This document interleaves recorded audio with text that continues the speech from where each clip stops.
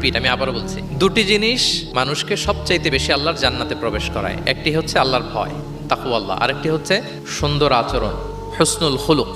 এখানে বলা হয়নি যে নামাজ মানুষকে বেশি জান্নাতে প্রবেশ করাবে, রোজা প্রবেশ করাবে, যাকাত করাবে, হজ করাবে, এমন কিছু বলা হয়েছে না, বরং সুন্দর আচরণ মানুষকে বেশি জান্নাতে প্রবেশ করায়। আমরা অনেক সময় ইসলামের এই এসেন্সটা ধরতে পারি না। দেখবেন যে খুব নামাজি কিন্তু খিটখিটে মেজাজের লোক, খুব নামাজি স্ত্রীর সাথে খারাপ আচরণ করে, খুব আল্লাহওয়ালা প্রতিবেশীর সাথে ঝগড়া ঝাঁটি, খুব নামাজি মানুষ কলিগের সাথে সম্পর্ক ভালো নাই, এরকম লোক আমাদের সমাজে আছে না নাই বলেন? তার মানে ইসলামের যে ট্রু এসেন্স এটা ধরতে পারে নাই।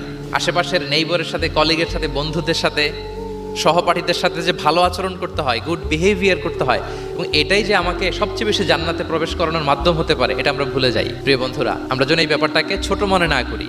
সবচেয়ে বেশি জান্নাতে মানুষকে প্রবেশ করায় তাকওয়াল্লাহ, হুসনুল খুলুক, আল্লাহর ভয়, আর একটা কি সুন্দর আচরণ। অনেক ছোট ছোট বন্ধুদেরকে আমি দেখতে পাচ্ছি অডিয়েন্স